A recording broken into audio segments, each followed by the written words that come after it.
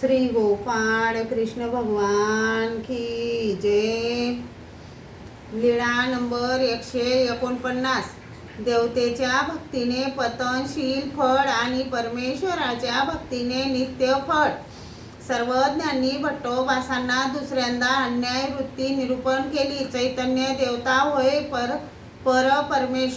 परमेश्वरू नव्हे। चैतन्य विद्या आदी करुणी सकळ ही विद्या अपरा अमोचका बोली जेती।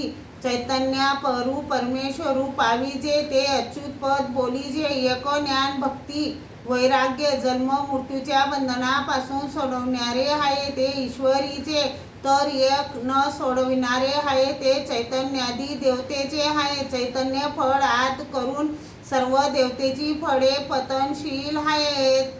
श्री गोपाळ कृष्ण भगवान की जय।